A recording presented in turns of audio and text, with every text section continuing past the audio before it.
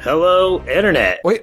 I thought we said we were going to do hi, Internet. Why would I say hi? I always say hello. I know, but this isn't the show. This is a commercial for the show. I thought we said we were going to do it different. I always say hello, Rod. All right, fine. Say it whatever way you want to, Chris. It doesn't matter what I say anyway. Hello, Internet. You did, fine. You got your hello in. And now I'm Rod Morgan. You can listen to us on Balls and Brew, where we'll argue about many things, even more inane than what you just heard us argue about there. I promise. Right here on the Morganino Podcast Network.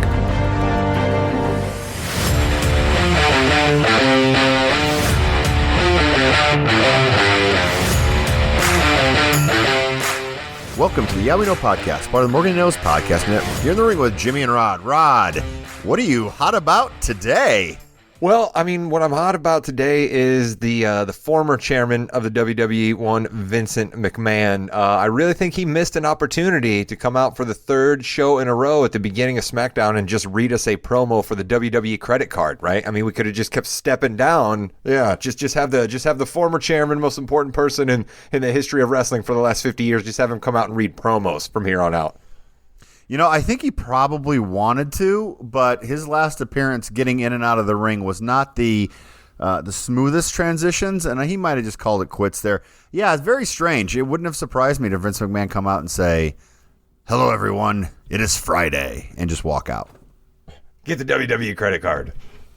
I don't understand what that is. It's basically him showing, like we talked about last time, I'm still in charge. I'm the man. I can do what I want, and I'm going to be on TV now because I can be.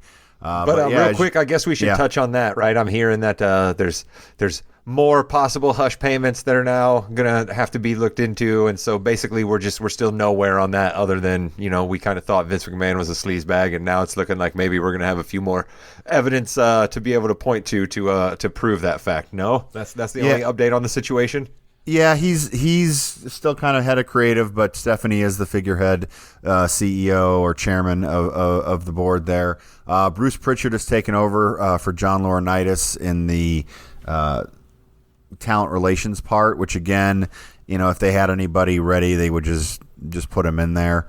But that's really it right now. I think it's going to take a while for this to either go away or for more to come out, but it's going to be a little while, I think, before we see anything. Good news is, though, Triple H came back to NXT and had a meeting with the talent, and he said, "I'm back. I can't say anything else, but I'm back." So that's kind of interesting. Well, there we go. I know that you will be excited for that because you long for the days of when Triple H was doing great things in NXT. Correct. Yeah. So that's kind of the behind the scenes WWE. We still don't have anything on Sasha and Naomi, although it's been heavily rumored that Sasha has been released or will be released, but we'll see what happens there. Big week in wrestling. We have the Forbidden Door pay-per-view that we're not going to talk about because it's happening as we record this. Which we're also not going to talk about because I will talk about AEW. Because you don't care about it. Ton of injuries, but a good show hopefully coming on for Forbidden Door. But we do want to talk about the next pay-per-view. Hey, wait a minute, real quick on that. Yeah, go ahead. Real quick on that. I'm going to throw that out there. If we have any listeners that are our big AEW folks out there and they continue to be disappointed that we do not cover it, let us know, all right? I have attempted to have a couple of people try to cover AEW for us, and I have been rebuffed. So if you're somebody that is interested in coming on and doing an AEW report for us every once in a while, let Jimmy and I know. Jimmy, give him the email address. It's yoweknowpod@gmail.com, and you can hit us up on Twitter at yoweknowpod as well. We are always here for you. There's a couple pay-per-views coming up for the WWE. You wouldn't know it, but Money in the Bank and SummerSlam. We're going to get to Money in the Bank predictions here coming up at the end of this week, actually, so we're going to get to that a little later. But, Rod, let's talk about SummerSlam right now. I know you wanted to bring that up kind of in our pre-show. We talked a little bit about it. What has you excited for SummerSlam? Well, that's really just my question. What else am I supposed to be excited about for SummerSlam? We know we have Roman Brock. Okay, we've set that as the main event for the Nashville Stadium. You got to sell it out. You got to, you know, I heard David Shoemaker shout out to him the other day. This is a T-shirt that WWE should actually make. Brock Glass in case of emergency should absolutely be a new shirt. Oh, that is fantastic. Yeah. Shout out to the masked man there. That was his idea. But that's what we have, and that's fine. I'm okay with it. Brock is charismatic enough. Brock is babyface enough right now. Roman's great. Cool. I've seen this match before, but give it to me one more time. Last man standing. 7 times before, I believe, Rod. 7. Either way, Jim, the fact that these guys are going to be so beaten to a bloody pulp is going to have anticipation in us to whoever might win the Money in the Bank briefcase, which we'll get to at the end of this podcast, but that's all exciting, so I'm in on all of that. Do I think they could do something better? Yes. Do I think they wanted to do something differently, but Cody Rhodes and Randy Orton got injured? I think that's absolutely at play here. But, Jimmy, those guys are part-time dudes. They're not going to show up on Raw or SmackDown leading up to SummerSlam other than a couple of times. So what in the world am I going to be watching on my television for 5 hours a week for the next 6 weeks leading up to SummerSlam? I got no idea. The return of Edge? Maybe, but you tell me he's hurt. Yeah, I think he's hurt. You forgot something, dude. You forgot about the full-time wrestler Pat McAfee challenging Baron Corbin for SummerSlam, baby. We got that going on. I guess that's true. That is, the crowd does get way behind that, so that is probably a big deal for SummerSlam. I'll give you that. But can Pat McAfee live up to his own billing? It's not really hype because he's done it before, but can he live up to it with Baron Corbin, someone who people don't care that much about? That's true, right? We're going to have to be able to see, does McAfee have the kind of heat transference, if that's even a thing that people talk about in wrestling, that he can get a little bit onto Corbin? Because clearly, Corbin is a guy that WWE trusts, right? He's a trusted hand. They have him do a lot of different stuff. So they must have some idea. Well, listen to me. We know WWE creative never thinks long term, but I would think they have some sort of idea they want to pivot Corbin to after messing with McAfee. So I'm at least interested from that standpoint. So I'll give you that one. That's a good one. Okay, so I got two more for you. I've got one that we're going to see later when you listen to the show later tonight. John Cena will be wrestling at SummerSlam. He's probably going to wrestle Austin, Theory. What does that do for you? See, that one I'm lacking a little bit, right? I'm lacking a little bit on that one because while I still am here for the Austin Theory, listen, now you got me doing it, the theory of it all, right? I understand he's young. I understand he's got a little bit of charisma. He's good. You know, we've got to invest in guys like him, so I'm for that. But just crusty old John Cena is the one. I wasn't all that impressed in Cena's match with Roman Reigns, frankly, at last year's SummerSlam. So, I mean, I don't know that we need to bring that back out again. But you know, this is the WWE emergency time. Guys are hurt, so fine, I guess. But I'm already, Jim. My dauber's down on just the third match I'm supposed to care about. Okay, well, you're gonna love these next two because we've never seen them before. Bianca Belair, Becky Lynch, gotta be one of the main events of SummerSlam. Thoughts? I'm fine with that. That because those are the only two women I really want to see work in a match right now. So you absolutely have to give me that. But I'd love to maybe know that the Queen is going to be attempt to make her return soon after SummerSlam and maybe figure into that. That would be cool. Well, I think if the Queen comes back, it would be against Rousey. Yeah, I guess that's true, but I just wondered if we're going to try to see a unification of the women's title belts. You know what I mean? You've unified all the rest of them. Why not you do that one before you start breaking them apart? It's worked so well with Roman Reigns, so yeah. I think that would be a great idea. Listen, Jim, I don't want to seem like I'm coming down on the women right now this week because, again, This is not a political podcast and it's been a rough week for the women. But a little bit. But the creative angle for women right now on the WWE side is just like it's bad.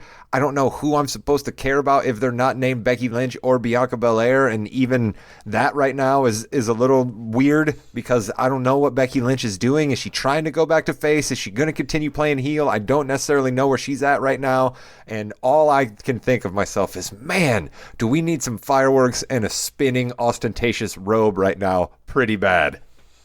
Well, and then remember, Asuka's always in the wings, too, if you want a good match. I know not necessarily on the same level for you as a Charlotte just that Flair. Charisma factor. She just, she has the excitement, but she just doesn't quite have that charisma factor, right? Like, she's cool, but she's just not quite the same thing, I think, to buoy the women's division the way Charlotte can when she comes back. Buoy is a pretty good word, I think. I like that a lot. Every once in a while, Jimmy, I drop one of those 50-cent words. Speaking about the women's division, we had a Shotzi versus Tamina Money in the Bank qualifying match, and Shotzi did win that. You did want to mention that. It's just rough. It's a rough look after that match when they threw up the big thing that you're supposed to care about, right? Where they give all the little characterizations and they make the little video package of all of them, standing there shoulder to shoulder. And you look up at that thing and it's Liv Morgan, Alexa Bliss, Raquel Rodriguez, Asuka, and Shotzi. These are the women that are supposed to be, one of them maybe is going to get a contract to fight against either Bianca Belair or Ronda Rousey. Come on. Yeah, we're going to talk about this here in a minute, but that is a pretty weak women's Money in the Bank ladder match, and they have a lot of great talent too. It's just they haven't really written it very well. Speaking about some great talent, your boy, my boy, Gunther, and Ricochet had another matchup where Ricochet got destroyed most of the time and got pinned pretty convincingly there. Gunther needs an opponent. Who can they bring in that isn't in the Money in the Bank match already for him to face at Money in the Bank? Madcap Moss. Do you want to get him to get his butt kicked quickly? I think that's okay with Madcap, right? We're still in the early stages with Madcap. We're still just kind of like, I think he's going to kind of have the plucky underdog feel anyway, you know what I mean? Coming up from under Corbin and starting with such a bad gimmick that everybody kind of knows about. So I think him getting beat by Gunther, but kind of like a Riddle sort of bend to him, right? Riddle gets worked quite often, but still has huge heat from everybody. You know what I mean? Like Riddle, he fought valiantly, another big word there out of me, in that SmackDown match, but we all knew he was going to get worked, and for a lot of the match, he did get worked. You know what I mean? So I don't think there's anything wrong with a guy like Madcap fighting with Gunther, because again, these are two guys that you're going to hope for stuff out of. Gunther's got to do his run for the Intercontinental Championship someday, right? But you'd also love for that dude to be villain enough to maybe be the WWE champion someday. So, why not have these guys lock up horns right now? I'm just saying Madcap's built and stacked enough that I could buy him being in a decent match with Gunther, right? Like Ricochet has to get worked by Gunther, but Madcap could at least staggered Gunther a little bit, and we get kind of that whole, when Omos would get rocked a little bit, and it would kind of be a big deal, right? We could have at least that whole thing. Okay, I think it is time to move away from Ricochet because he's gotten beat. It's over. You're not going to beat Gunther. And Madcap Moss is okay. I don't know if that's a second match on the pay-per-view worthy matchup, but I like that you're going somewhere different there. This Natalya and Ronda Rousey thing, I kind of like the fact that they're killing each other on social media. The interaction on SmackDown where Natalya impersonated her was kind of weird because Rousey still can't cut a promo. That's my thing with that. Oh, absolutely not. But I will say I thought that this angle and what they had her say, my eyebrow was kind of raised like The Rock a little bit. Like, okay, all right. Like, okay, Ronda, like, let's have you play upon the fact that you're like, maybe you're not the best wrestler in the world, but you're Ronda Rousey and still pretty famous, and that's kind of what makes you the big deal in the WWE. Why not lean into that a little bit, which I kind of thought she was with that promo, Jim. You're right, she can't cut them well, but that kind of thing, like making fun of Natalya for always putting her boobs out there and clearly having plastic surgery and just saying that that you could never be me. I kind of bought all of that. I really did. As much as I find Ronda yawn sometimes, I was like, okay. So more real. Play this a little more, I thought. I could be wrong there, but that's just what I thought. No, I like that a lot. I like that. I still don't. I don't think anyone has, any fantasy of Natalya beating Ronda Rousey for this championship, right? Absolutely not, and that's the other reason I loved the promo. You know what I mean? Like Ronda's just killing her. You know what I mean? And just saying, "There's no way that you're anything," and the only reason you're anything is because your last name's Hart. I just loved that. Yeah, I do love that, and especially since, it's not real. Natalya's a pretty good worker and everything, but I think that's going to be a real quick match. Are you buying the return of Lacey Evans? No, but I might be buying the return of Sonya Deville. I found that way more interesting, to be honest. Okay. I do tend to lean heel on this podcast, though, don't I, Jimmy? Right? I think Sonya is a fantastic heel. Lacey Evans, I think, has to figure out some things, and Raquel Rodriguez. I kind of like that match, though. I must admit, I was kind of like, okay, I see a little bit of light at the end of the tunnel. I just spent a lot of time like trashing the women, but I see a little bit of light at the end of the tunnel with this, right? I can understand how the Lacey Evans gimmick could work if you just stick with it, right? Like it's clearly a storyline that people are going to jive with. And Raquel Rodriguez is an Amazon world beater. These two together, okay, Sonya Deville's got her evil minions. Like I was like, okay, I get it. This is somewhat intriguing, but I still was like, where's Charlotte? I really wish they would do more with Baszler, too. I think she could be someone. Her and Rousey, they're friends in real life. They were part of the Four Horsewomen forever, kind of like behind the scenes in a little group they called themselves. Why not just have, push her and have her and Rousey fight? I think that would be kind of cool. Well, that could be where we go for SummerSlam, right? Ronda's got to fight somebody at SummerSlam. It might be. And then McIntyre and Sheamus are... Well, they're McIntyre and Sheamus. They're always That together. was a cool match, though. That first match they had where they just beat the hell out of each other and both got counted out. Mm-hmm. I got to admit, I liked that match. I know we've seen it many times, but I liked that match. I found it, like our guy Big E. Shout out to Big E, who's still hurt. Big meaty men bumping meat, right? I'm down for one of those matches anytime. But he did throw out the neck brace, so good on Big E there. So this all builds up to the Money in the Bank. It's not a pay-per-view anymore. What is it called again, Rod? It's a premium live event. The premium live event. Wait a minute, I have one more question before we get to that. Sure. One more question. Do we know anything about Edge, Jimmy? I think he's hurt. I think he got hurt at the pay-per-view. I think. So you think maybe the decision to kick him out of Judgment Day had more to do with an injury than it did what we were originally thinking, that they were just trying to pull him to the babyface side? No, I think I think it had to do with they wanted to take Judgment Day in one direction, and then they took it in another direction. But we'll see. It would be nice to get Edge back. Do you think he'll get a big pop, week. right? Like he'll get a big pop the minute he shows back up, right? So then they can instantly turn him face if they wanted to, no? So last week, Judgment Day had a match on Main Event, which isn't looking very good for them. And then with where's that Main Event even aired? I saw that on Twitter. I was like, what is this? I just think it's on. I think it's on Peacock. Really? So, I didn't even know that. So there's more wrestling I could be watching every Saturday night? There is. Yes, definitely there is. And you're not going to watch Rhea Ripley, which we didn't really talk about since we recorded. But yeah, she's out of Money in the Bank because of an injury. I'm thinking it's a concussion of some sort. She did get kicked in the about face. Her teeth. Yeah, her teeth. Well, she got kicked in the face and her teeth. I don't think she lost them. I think they got loose. So if it was COVID, she would have been fine. They wouldn't have done a 2-week. She's going to be out. But this concussion, she is, and that's why everything kind of got set up the way it is now. And now enter Carmella. Break glass for Carmella. Yes. All right, Rod. Let's go to Money in the Bank, which is this Saturday, I believe. We have Kevin Owens and Ezekiel. I think we're going to have another match of those two. Okay, cool. Anytime you give me Kevin Owens in the ring, I am completely a disciple of Kevin Owens at this moment. And Sami Zayn, by the way, who I don't think we had much reason to bring him up, but I've loved Sami Zayn's work recently. So I think Ezekiel wins this match because I think Elias is going to come from underneath the ring and hit Kevin Owens with the guitar, and Ezekiel's going to get the pin. Obviously, you're never going to see Elias's face. You're just going to see a guy in jeans and an A-frame shirt, if you will, and long hair and a beard. I think that's what's going to happen. Yeah, so basically what we thought might happen the first time these two guys got together, and I loved you for that prediction you made there. Well, we're finally going to see it now. You could be onto something there.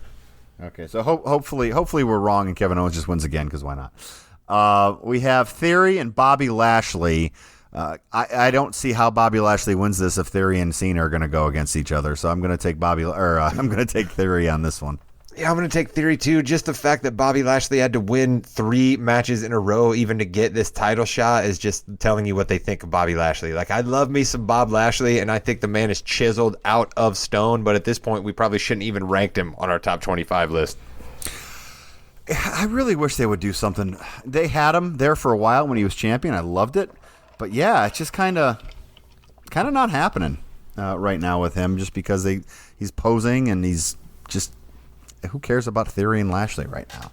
Nobody. The Usos and Street Profits, they are pushing the Usos to the moon.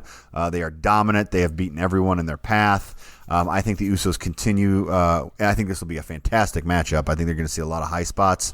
This could be the first match on the show, but I think the Usos come out on top on this one as well.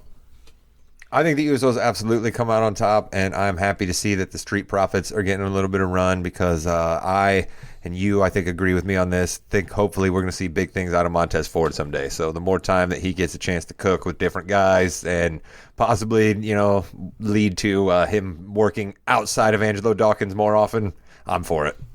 And then I don't know if the Viking Raiders and New Day are going to do something, because they had a nice little beef there on SmackDown, but the Viking Raiders are back apparently, so that's good for them. Hopefully they get used. Would you rather? Don't you think you'd rather see them working heel, right? Don't you think that seems better? Yes, I do. I think that they're a better heel team for sure. Yeah, so I was excited to see that too. And again, the New Day, the good soldiers that they are, come get the crowd hyped up and become sacrificial lambs. Next matchup, we already kind of talked about Ronda versus Natalya. I think Ronda's got this one. She needs a kind of a dominant performance, but I think Natalya's going to get a lot in here. Yeah, I think we're gonna try to save face with Natalia a little bit because they decided to give her this run. You know what I mean? After her almost being nothing for the longest time. So yeah, I think you're right. They're gonna have some good spots for her, but Ronda definitely has to win. I don't think we're seeing either female belt go anywhere. I mean, come on, we're not seeing Natalia or Carmella win the belt at Money in the Bank. This one is the big one for me. I think Bianca and Rhea Ripley would have been great. We haven't seen that in a very long time. Something a little different for WWE audiences, and I would have loved to see Bianca and Rhea Ripley, and they would get time on this card too. I think they would have gotten a lot of time. Definitely, a really solid matchup, back and forth. But yeah, there's no way Carmella wins this, which means, of course, Carmella will win this. They do. We talk about that all the time. We need to make sure people are aware of the fact that Bianca could just get a complete screw job. Like, why in the world did she have to lose to Becky Lynch in 90 seconds at SummerSlam? You know, I mean, Bianca can just catch a screw job every once in a while. So then we have the main events here, and as of this recording, we do not know everyone in the Women's Money in the Bank ladder match. We know Lacey Evans, we know Alexa Bliss, Liv Morgan, Raquel Rodriguez, Asuka, and Shotzi. Rod, is Becky Lynch going to be in this match? I say yes. Somehow she will be in this match, right? Yeah, I think so, because I don't think we're gonna, who else could they have her fight? She's got to be involved. You make a point that if Becky Lynch hadn't gone away to have her child, which is of course her decision, she could have so much more heat right now. And at one point she was the biggest, star there in the country, right? So correct. Or in company, excuse me. So I think they're in the gonna country. Have her screw involved. it. She was bigger than anybody else in the country. Right. But yeah, I think they're definitely going to have her involved. And like we were just talking about, that's a terrible card right now. So you can at least up the smell a little bit if you attach Becky Lynch to it. So if Becky Lynch is in, we think she wins, right? I'd say either her or Asuka would be the first two people I would say win. There's absolutely no chance Shotzi's winning, and I think it's a little early for Raquel Rodriguez. So does Lacey Evans win? Well, so is Ronda She's heel third. or face? She's third. She's third. She's definitely face, and she's third. I think she's third in my rankings. If we're doing rankings of the people that could win it, I'd have her third. But do you have Lacey win it just to lose it? Because she's not going to beat Ronda, or she's not going to beat Bianca. That's true, right? Do you want to do basically, we go with the Nikki ASH of it all? That's essentially what they did with the Money in the Bank female winner last year. That's Liv Morgan again. Or that's Liv Morgan. Or, Shotzi's not. Yeah, but they never, win Jimmy, we have plenty of evidence. They never let Liv Morgan win anything. Correct. I know. So I don't think that's going to happen. Raquel Rodriguez, I think, is just stuck in a not knowing what she is right now. And I think it's too early for her. She's going to get some big spots off on people, you know what I mean? But yeah, she'll be too far away from the ladder and somebody will get up there quicker or something. She's not winning. I mean, does Alexa Bliss win and then she tries to go after Bianca? I'd put Alexa fourth. Okay. Because I think Alexa's another one of those I like to call them microwaves, right? Alexa's got enough name, she's got enough history, she's got enough of a resume that you start heating her up a little bit, you can have her taking on Bianca, you can have her taking on Ronda, you know what I mean? She's somebody that's wrestled around, she's a former Money in the Bank winner, she's a former women's title holder, tag team champion, she's got the kind of resume. Yeah, for sure. But I still put her fourth, though. For some reason, I think the push that they've given to Lacey Evans and the fact that I think they'd love to grow another female babyface is why I would put her third. But I think it's either Becky Lynch or Asuka. It's got to be at the top, with Becky Lynch being one. And it doesn't sound like you disagree with me on those rankings, or do you? No, I think you're right there. The only thing with Lacey is I'm not sure if they would pull the trigger for her not to win the belt. And that would be we'll see. It's better to have a heel win, because then the heel can cash in as soon as somebody wins their match and make it a little... you know what I mean? So Bianca beats Carmella. How about Bianca beats Carmella? Becky Lynch comes out, beats Bianca again in 26 seconds because Bianca's exhausted and takes her title from her there, and then you have the chase. What if we're going towards a scenario, Jimmy, where Becky Lynch wins the men's Money in the Bank and then her husband wins the men's Money in the Bank? What if we're going towards that scenario where it's just a huge night for the Lynch-Rollins family? You scared me. You actually said Becky Lynch wins the men's Money in the Bank. Oh, I'm sorry. We're going to get to that soon. Calm down, Rod. But yeah, it could be an all Rollins Lynch. I can't remember what his actual last name is, but yeah, it could be. Then we'll talk about that right now with Seth Rollins versus Sheamus versus Drew McIntyre versus Omos versus Sami Zayn versus two others that are not announced yet. Rod, give me your guesses right now. Who's going to be in that Riddle's match? Riddle's in this match, right? I would think so. I would think Riddle's one of the two for sure. Is Shinsuke the other? God, I don't think so. I don't either. I like Shin, though. He's done a couple of pretty decent matches recently. But, like, why are you having these qualifying matches if you're just going to put people in? You know? I really hate that. But How high do you have Sami Zayn on the rankings list here, Jimmy? Let's get to the most important question about this match. How high are you putting Sami Zayn on the confidence rankings? Second. Wow. I thought you might. I kind of have him third, but I thought you might put him second. But it is a really interesting story to tell if he wins it, is it not? Because he's been all about the bloodline and wanting to get in with good graces with Roman and everything. Yeah, I think that would be a very, very good storyline, especially he's the swarmy heel that after Lesnar and Roman kill each other at SummerSlam, you hear his music, he runs down, he cashes in. But are they really going to put the undisputed World, Universal, WWE, Stratospheric Championship on Sami Zayn? Well, let's get to this then, Jimmy. All right, I'm surprised that it took us this long to get into this. Aren't they going to do something here where the person cashes in and only gets one belt? Isn't that their easy way to break these belts up?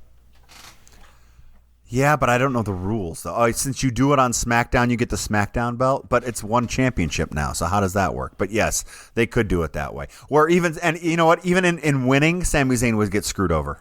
Exactly, right? Yeah. Exactly. But here's the story that I think would be interesting with Sami Zayn winning, right? What if he wins it and he keeps this charade up for a little while, right? Roman wins and he's like, I'm not cashing in on Roman, right? And like that's a whole little cool story you can tell then too, right? Maybe somebody steals the Money in the Bank case from Sami, you know, whole shenanigans with that, right? Maybe Sami mistakenly, you know, accidentally looks like he's going to cash in on Roman sometime and then they get mad at him, you know, but Roman's only going to be on TV 4 times during the next 6 months, so that'll be tough, but... Or he tries to cause Roman to lose the belt so then he can cash in on somebody else. Oh, okay. Yeah, that could happen too. But that was my number 2, and it seems he's pretty high on your list. Who's your number 1 to win?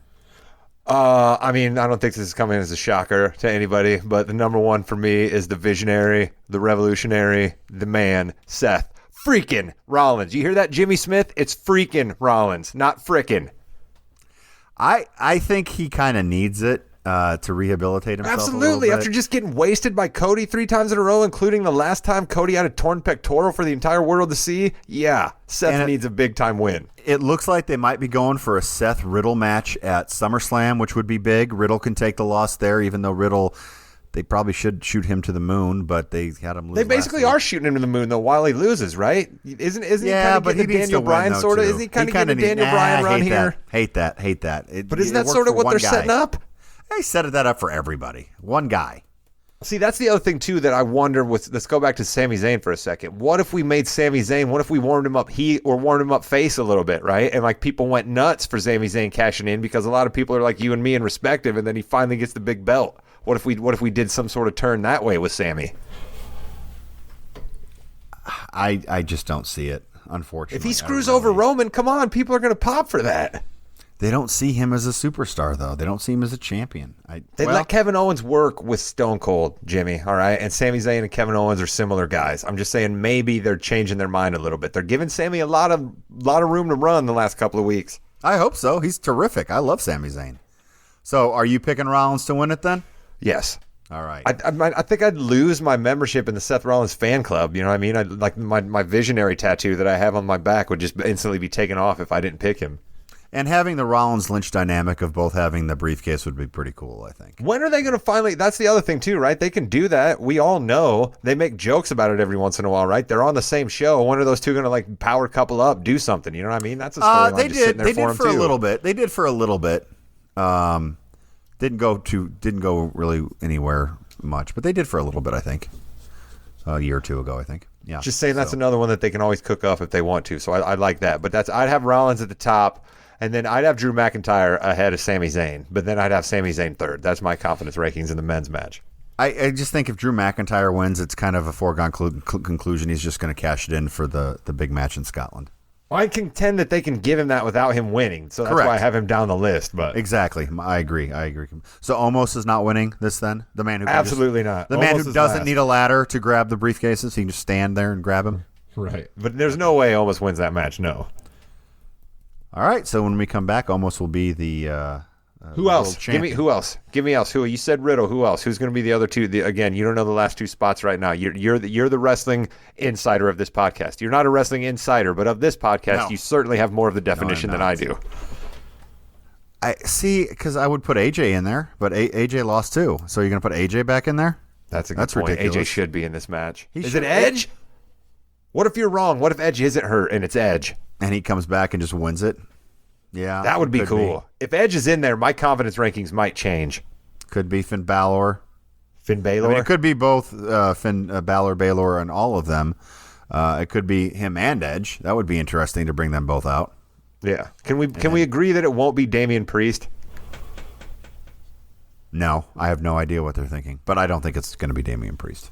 I'm good on the Damian Priest of it all. I can tell. But he would be good in this match, though. And he, Yeah, and you know what else? You know what else Damian Priest is? Somebody else that I could see that's a credible guy to feud with Gunther. You keep asking for decent opponents for Gunther. That's another guy that could feud with Gunther. Yeah, You know who else? You know who else came into my mind when you said feud with Gunther? And I know this guy's currently doing some NXT run, but we could see Apollo Crews feud with Gunther. I think Apollo Crews' best shot at continuing to be employed is down in in NXT, because they weren't doing anything with him. At least they're doing something with him now. But yeah, I like that. Bigger guy. Or just agile. what was this dude, Commander Aziz? Where's Sure. that guy? Is he still under Who contract? knows? Sure. Maybe Yeah. Shanky, right? Maybe Shanky stops dancing with the New Day. Maybe he can battle Gunther. Jinder Mahal. There's guys that can battle Gunther. Oh God. Jinder's a tree trunk of a man. No charisma Yeah. whatsoever, but he's a tree trunk of a man, and that's really all you need in a match with Gunther. And on that, Rod, I'm just way into Gunther, Jimmy. Why do you want I to know. stifle my You Gunther love talk? Gunther. I don't I understand love what Gunther. you're doing here. I introduced This you is to the Gunther. closest I've ever gotten to liking a real wrestler but of course he's a heel, so it speaks to my tendency there. But this is the closest I've ever gotten to liking a real wrestler, right? A guy who's into like the hook grapple moves, the drop kick that Gunther does is amazing, by the way. Yep, the chops, everything. He's an amazing athlete. He's an Explain the amazing chops to athlete. people. How much do those chops hurt, or are they that good at acting it out? No, 100% they hurt like hell. Those hurt. I mean, if you ever see anybody afterwards, you can't fake having your blood vessels burst in your chest. Okay, they can be really good, wrestlers, sports entertainers. You can't fake that. The harder you hit, the more sound it makes. Simple as that. So let me ask you this then real quick. I love getting into this when I can get you painted into a corner. How much do guys love it then when they get, hey, you're dialed up with Walter tonight? Because let's use the name they used to use for him. Hate it. I don't think they like it at all. All right. That to me is an interesting dynamic that we should devote a whole episode to sometime, right? Is just talk about how these guys get along backstage, because I think that's pretty interesting. Yeah, it's a lot of hard hitting there. And actually, Jeff Hardy had and obviously he has other things going on now, but when he was younger, when he did his finisher, the Swanton Bomb, people couldn't even feel it. But now he's gotten older. He even said in interviews like, well, it's up to them. So he just destroys people with it. So it is all about how you do the moves to make it as least impactful as possible. But those chops hurt, though. Those chops hurt. All right, so the chops have to hurt, but everything else, right? That's just, he's a good sports entertainer, but those chops have to hurt, huh? Well, everything hurts, but some things can hurt less than they look like they hurt. How about that? Right, because isn't the biggest key, and this is the last thing I promise, Sure, but the sure. biggest key is that these guys do so much work on their backs that they can take those, just as long as they're hitting it right on their backs. It hurts, yes, but that's what they're training up, correct? Correct. I You've thought been so. listening to the Yeah We Know podcast, part of the Morgan You Know's podcasting network. You're in the ring with Jimmy and Rod. And you want to know why I know all of that stuff, folks? Because there are great documentaries that are a bit propaganda, yes, because the WWE produces all of them. But you get some cool behind-the-scenes footage. Like The Last Ride, The Undertaker, that's where I got a lot of this in. You see how The Undertaker has to do all of this stuff weeks leading up to matches. So, if you want to dive deeper, check out the documentaries on the WWE page on your Peacock app. Look at me, shilling for WWE.